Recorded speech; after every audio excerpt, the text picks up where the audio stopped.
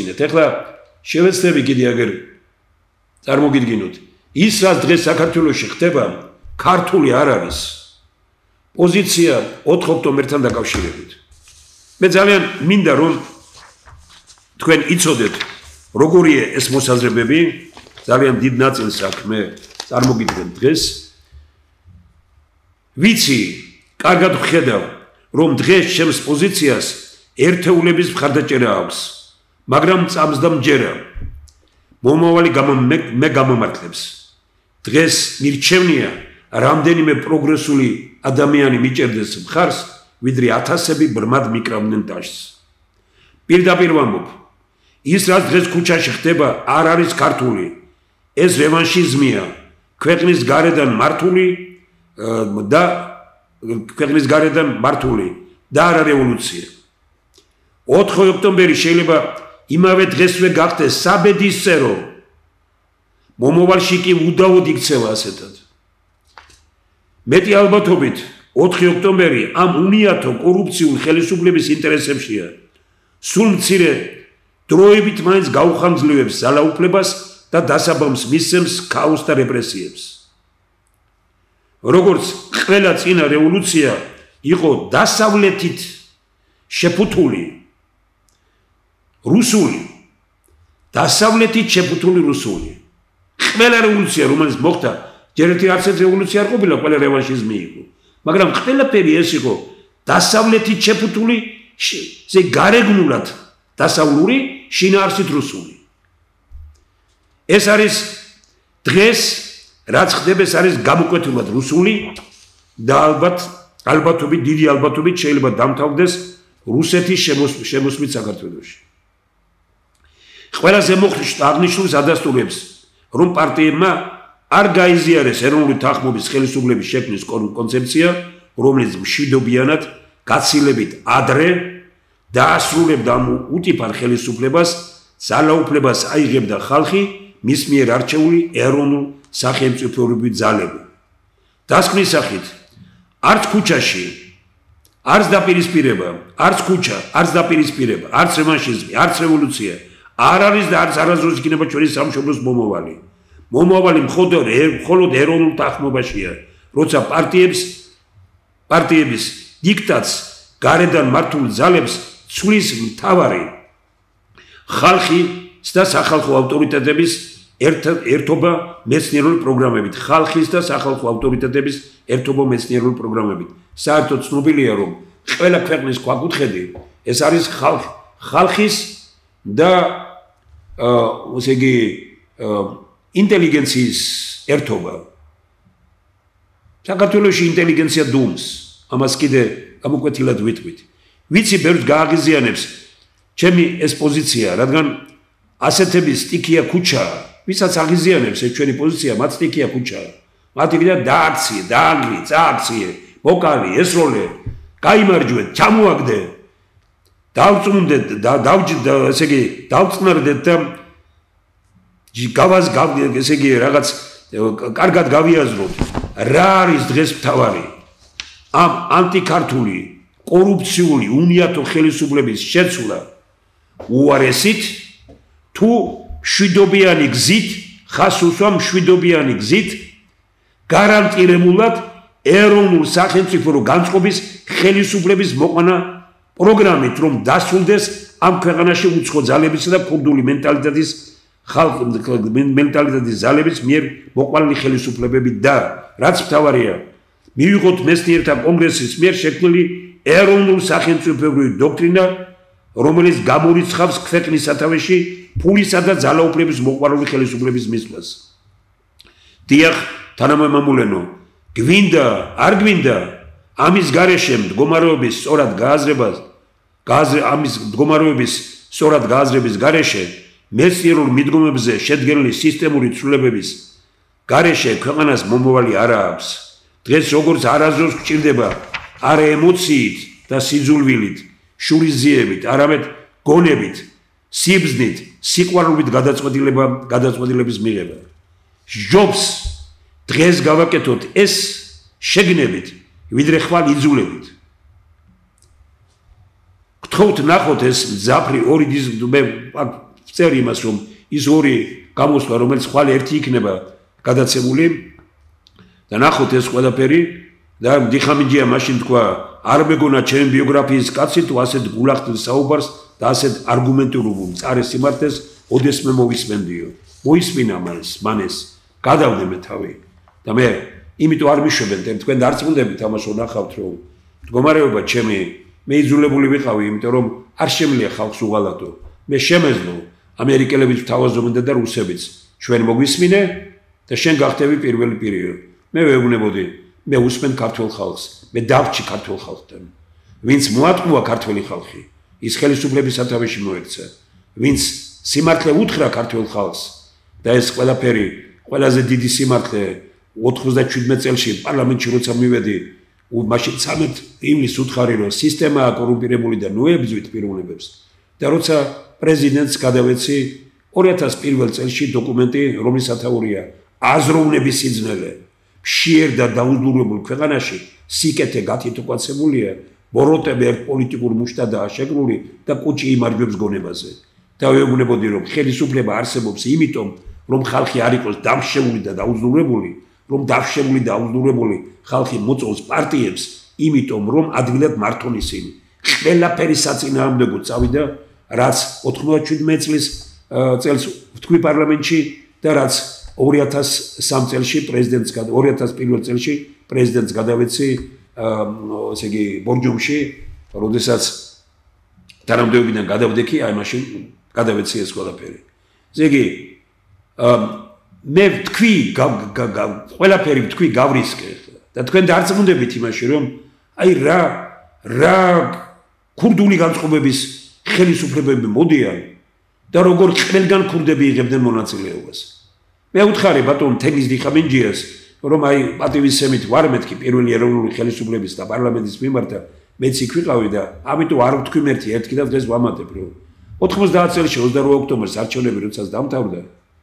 ოქროს ჯარდახში ქუთაისში ბატონი ნემო ბურჭულაძე იყო მომაგრებული ნემო ბურჭულაძემ ქურდებთან ერთად და ტარიელ უნიანთან ერთად იცეკვდა და მადლობა უთხრეს ქურდებს ოქროს ჯარდახში რომ მოგვეხმარეთ იმის შემდგომ მანამდეც ქურდები გწყვეტდნენ ყველაფერს იმის შემდგომ ყველაზე მთავარი არის რომ გამოჩნდეს ძალა და გამოჩნდეს სისტემა რომელიც ამ ქურდების გავლენას დაასრულებს ამ ქვეყანაში ეს ძალიან მნიშვნელოვანი და ძალიან პრინციპულია ვადასტურებ ამ მდგომარეობაში მყოფ ქვეყანაში პოლიტიკოსობა არ არის სკამისთვის ბრძოლა არამედ სიცოცხლის ფასად მდგომა სამშობლოსა და ხალხის ინტერესებისათვის ისმე იქნება კითხვები პასუხს გავცემთ ყოველ სამუშაო დღეს არის ესე იგი პირდაპირი გადაცემები ჩვენ მე მივმართე იმას და აქ ვნახავ ახლა იმას რომ მივმართე რომ ესე იგი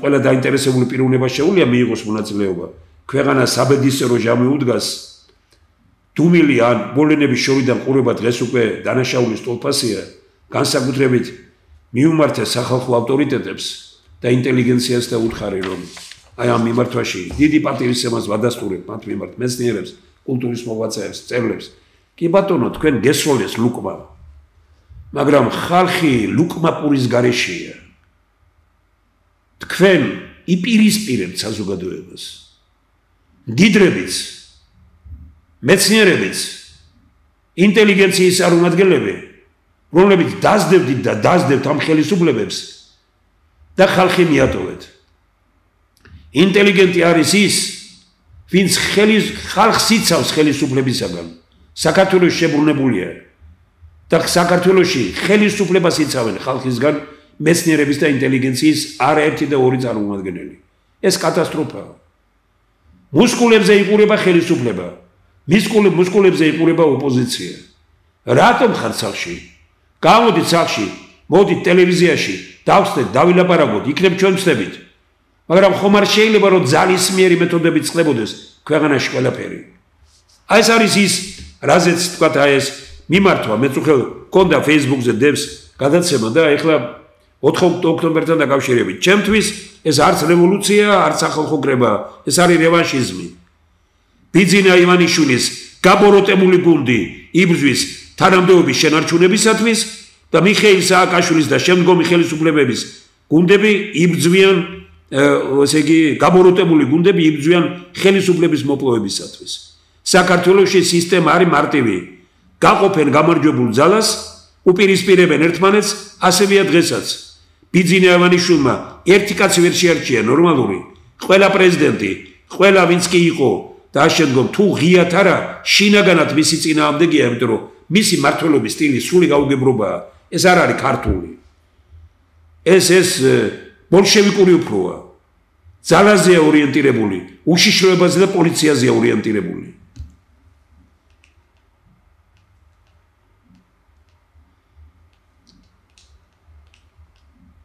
ახოთ ღალატობს რაღაც მე რაღაცას ალბათ მაინც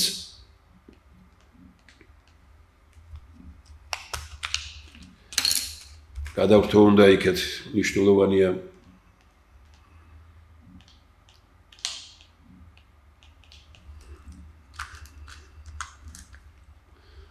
საქართველოს უნდა განთავისუფლდეს ქურდების გავლენებისგან ძალაუფლებისა და ფულის მოყვარული ხელისუფლებებისა და ოპოზიციისგან მე სხვა მოცანას დღეს მოაზროვნე ადამიანისთვის სახელმწიფო კაცებისთვის სახელმწიფოებრივად მოაზროვნე ადამიანებისთვის სამშობლოზე შეყვარებული ადამიანებისთვის უფრო მეც ვერ ვხედავ საქართველოს უნდა განთავისუფლდეს ქურდების გავლენისაგან ძალაუფლებისა და ფულის მოყვარული ხელისუფლებებისა და ოპოზიციისგან ნახეთ თქვენ თუ სხვა აზრი გაქვთ მოგზავდით ბატონებო ვიკამათოთ არავითარი პრობლემა ჩვენ ამაზე არ გვაქვს და რეალურად დარწმუნებული ვარ რომ როცა გავცვლით მოსაზრებებს სწორ გადაწყვეტილებებთან მივალთ კარგი რამეები მინდა გაჩვენოთ აი ეგერ ეროვნული თანხმობის გარეშე საქართველოს მომავალი არ აქვს ჯობს ეს ნაბიჯი შეგნებით გადავდგა დღეს ვიდრე იძულებით ხვალ ძალიან ბევრი კითხულობს რა არის ეს ეროვნული თანხმობის ხელისუფლება მარტივად ვაღალიბებ დღეს ყველა პარტია პრინციპებით ჩამოყალიბებულია გვაჩვენებს ვინ არის მისი 300 კაცი 300 კაცი პირდაპირ ტელევიზიით თუ არა და ფეისბუქზე ხო შეიძლება მიდის გადაცემა შეკრებილია პარტია 200 პარტია კი არა 10 ვერ შეძლებს შეკრიბოს 300 კაცი რომელ პარტიას ხარ 300 კაცი ძალიან ბევრი არც დაჯდება ოცნების სიაში ვინც არიან ისინი არც დაჯდებიან და არ დაჯდებიან ნაციონალურ მოძრაობ პარტიებმა ისე დაკარგეს ავტორიტეტი ვერავინ ვერ შეკრებს 300 კაცი შეკრება აჰა მაქსიმუმ 10 პარტიამ შეძლოს ჩვენ ვეუბნებით შეიკრიბეთ გვანახეთ ვინ არის თქვენ პარტიაში და წაიკითხეთ თქვენი პარლამენტი ოღონდ ეს დაასახელეთ ის ხალხი რომლებიც პროფესიონალები არიან და არ არიან პარტიის წევრები და არ არიან პოლიტიკოსები ამ ეტაპზე საჭიროა არა პარტიული პარლამენტი არამედ პიროვნებათა პარლამენტი პროფესიონალთა პარლამენტი რომელიც პოლიტიკური იქნება მაგრამ არ იქნება პარტიული ამიტომ დაასახელეთ ყველა პარტია როცა დასახელდება ეს ხალხი რამდენის დაასახელებს 5 6 7 10 15 რამდენის დაასახელებს მოხდება შეჯერება მე გარწმუნებთ ბატონებო ჩვენ ექსპერიმენტი ჩავატარეთ აი ნახეთ 50 კაცი დაწერა მეცნიერთა კონგრესმა 50 კაცი დაწერა გარკვეულმა ჯგუფმა ესე იგი ოცნების და 50 კაცი გარკვეულმა ჯგუფმა ნაციონალური მოძრაობის 15 კაცი ერთმანეთს დავემთხვით ანუ როცა თქვით რომ ჩვენს გარეთ და პოლიტიკოსებს გარეთ ვეძებოთ პროფესიონალები ვისაც გამოცდილება აქვთ და ვინც ავტორიტეტებია ქვეყანაში და ქვეყნის გარეთ ავტორიტეტი აქვს და ვიცით რომ საქმის გამკეთებლები არიან აი ასეთი ადამიანები დავასახელოთ ყველა და გარწმუნებთ რომ საქართველოს პატარაა ვიცნობთ ერთმანეთს და 150 კაცს რო დავასახელებთ პირდაპირ გეუბნებით როგორც მინიმუმ 70-80 კაცი დავემთხვევით ერთმანეთს ამაზე დიდი გამარჯვება გინახავთ უკვე შედგა ხო ყველაფერი რომ სხვადასხვა 10-მდე 15 პარტიამ დაასახელა შევაჯერეთ ეს დასახელებული ადამიანები ვინც არიან და აღმოჩნდება რომ ძალიან ბევრი ერთი და იგივე პიროვნება ყავს დასახელებული როგორც ლადო ჭანტურია, ლადო პაპავა, პირობითად ვამბობ, ძალიან ბევრი პიროვნება, აი რამდენიმე იმან დაასახელა, თქვა კახა შენგელია და ასეთი ხალხი დაახედავთ როგორი ხალხი არიან ესენი. და არა მარტო ესენი ახლა ისი არ მაქვს, თორე ეგ ძალიან ერთი და იგივე ხალხი, ბევრმა პარტიამ და სხვადასხვა პარტიებმა დავასახელეთ ერთი და იგივე ხალხი, იმიტომ რომ ვიცით ძალიან კარგად, ვის შეუძლია ამ ქვეყანაში საქმის გაკეთება, ვინ იყო წესიერი, ჩვენ გვჭირდებოდა იქ წერია, უნდა იყოს ინტელექტუალი, უნდა იყოს ენერგიული, უნდა იყოს გამბედავი და უნდა იყოს წესიერი. აი ასეთი ხალხი დავასახელოთ, შევთანხმდეთ ამ იმაზე. და მე როცა გაკეთდება, თქვა სია, თქვათ რომ ვინც მიიღებს 5 ადამიანის მიერ, 10 ადამიანის მიერ ვინც დასახელდება, შევიყვანოთ სიაში და მივცეთ ქვეყანას ერთიანი სია, როგორც ეს გაკეთდა 1991 წლის 31 მარტს ზვიად გამსახურდიამ რომ პირველი არჩევნები ჩაატარა ადგილობრივი საგრებულოების. აი მაშინ იყო ერთიანი სია. აი ასე დაურიგოთ ამას კანონმდებლობის ცვლილება არაფერი არ ჭირდება. ვისაც შევთანხმდებით 200-300 კაცი რომ იქნება, ვინც დასახელდა რამდენიმე, ოღონდ პარტიები არ უნდა იყვნენ და პოლიტიკოსები არ უნდა ვიყოთ, გავიწიოთ ცოტა გვერდზე და ხალხს უთხრათ, რომ აი აქედან ამოვარჩიოთ ის 150. სასწაული მოხდება. პროგრამას როგორ უნდა იმუშაოს ამ გუნდმა ადგენს მეცნიერებათა აკადემია. სასწაული იქნება. ხალხის მონაწილეობით, პარტიების და ხალხის საბოლოო სიტყვით შეიქმნა პარლამენტი არჩევნებით, კაცურად, ადამიანურად, ქართულად, დარბაისლურად. მეცნიერება დაწერეს პოტენციალი რა აქვს ქვეყანას, აი ჩვენ აგერ რომ წიგნად გამოვეცით, აი აგერ ეს პოტენციალი. ეს არის საქართველოს პოტენციალი, რომლის 5% რომ 7%-ზე 5% არ არის მოყვანილი მოქმედებაში. 5%. მეცნიერები დაწერენ დიდ პროგრამას, კარგ პროგრამას და ხარს ვეთქვით, ეს არის გასაკეთებელი. 2 წლის თავზე ტარდება ნდობის რეფერენდუმი.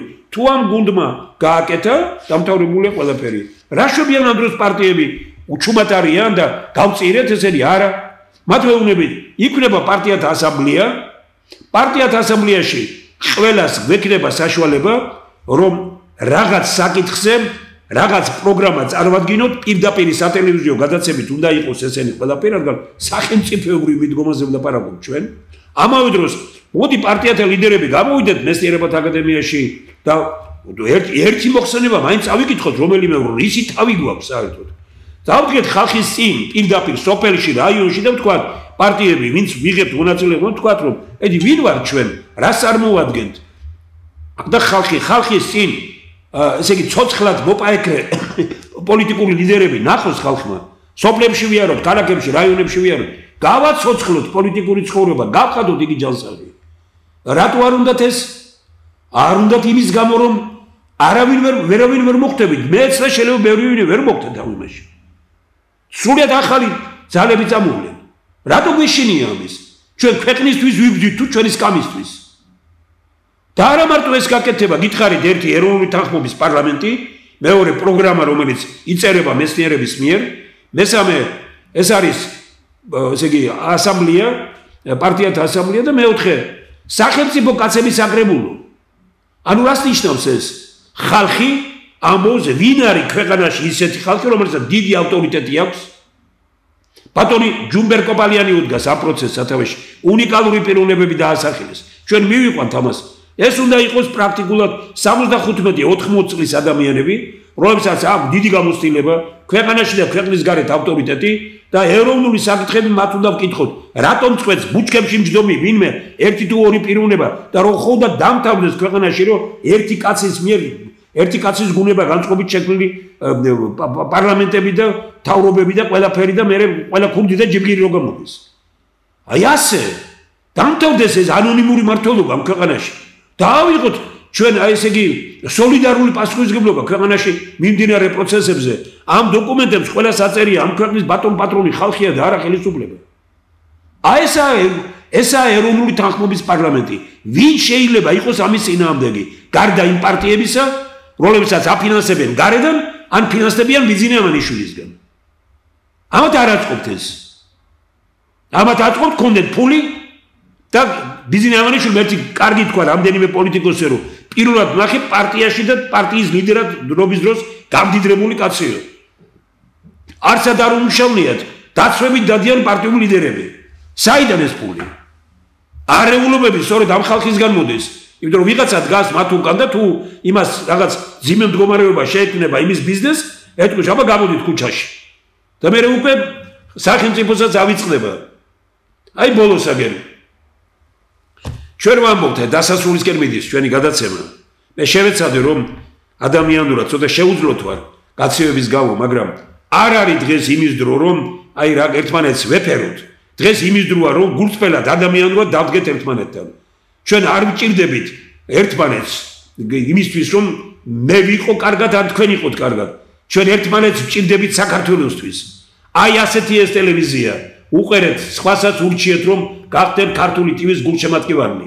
ერთად შევქმნათ ეროვნულ სახელმწიფოებრივი განწყობის მართალი ტელევიზია. სად უნდა უყუროთ თანამგზავზე აზერკოსმოსი გვეკადნება აგერ. გვირეკავს ყოველდღე რომ გაგთიშავთ $1000 უნდა გადაუხადოთ. 26000 ლარი უნდა გადაუხადოთ. თქვენ წარმოგიდგენიათ 24000 ლარი რომ ყველა ოჯახში რომ შეხვიდე ზიმფილიანს და ვიღაცებს მიყიდეს ეს ანტენა და ყველაფერი. კატასტროფაა ეს, კატასტროფა. რაც ამ ქვეყანაში მოხდა, ყველაფერი დასალაგებელია. ყველაფერი ასაწყობია. არავით არის პრობლემა ამისი არ არსებობს. მეცნიერთა კონგრესს ყველაფერი პროგრამები აქვს ჩამოყალიბებულია. 6 თვეში შეცვლილი ქვეყანას ნახავთ, მაგრამ არა ამ პრინციპებით, არა ქუჩით, არა ქუჩის პოლიტიკოსებით და არა ქუჩის რევოლუციით. არამედ ჩვენი ამოცანა იყო ქუჩამში ვიდრე გავიდოდით, მივსულიყავით მეცნიერებათა აკადემიაში, მივსულიყავით წერლებთან, მხატვრებთან, მუსიკოსებთან, მივსულიყავით უნივერსიტეტებში. კი არ შემიშვებდნენ, გვეთქვათ გარეთ, გამოვიყვავთ და გვეთქვათ რომ ხელისუფლების გვეთქვა, მოდით თქვენს და დავდგეთ ერთი წინ, ჩვენ გვაქვს შეკითხვები და გვიპასუხეთ ამ შეკითხვებზე. გუშინ წინ ძალიან კარგად მითხრა ქალბატონმა ლუარა ნიჟერაძემ რომ მე შემიძლია იტალიის პარლამენტში გამოვიდეო. მივიდე, მე შემიძლია შევხვდე იტალიის პრემიერ-მინისტრს. შემიძლია ნებისმიერ დეპუტატს და სიტყვით გამოვიდე პარლამენტში და კომიტეტს თომას დავესწრო თავისუფლად. ეს შეუძლებელია საქართველოში. მე შემიძლია და ვიყავი ამერიკის პრეზიდენტებს იქ არის მიღებული რომ საცხოვრობს, როგორ ცხოვრობს, აძინავს, რას ჭამს, რას თვამს ამერიკის პრეზიდენტი შეგიძლია რომ გარკვეული დროებია შეგიძლია შეხვიდე და ნახო. ქალბატონი ლელა ყუხიანიძე გვეუბნებოდა რომ პრაქტიკულად აი შვედეთში ვისთანაც მინდა ერთი კვირის განმავლობაში მივალ, დავილაპარაკებ, შევთანხმდები, ვისაუბრებ. ეს საქართველოშია შეუძლებელი. საქართველოშია შეუძლებელი. ყველაფერი გახადეს ამ ქვეყანაში ერთ კაცზე დამოკიდებული და რა გაუხარდება ამ კაცს იმაზე ბუქნობს ყველა. უნდა დამთავრდეს ეს ერთპიროვნული მართლობა ამ ქვეყანაში და სოლიდარული მართლობა უნდა გადავიდეს ანონიმური მართლობა ამ ქვეყანაში. ანონიმური.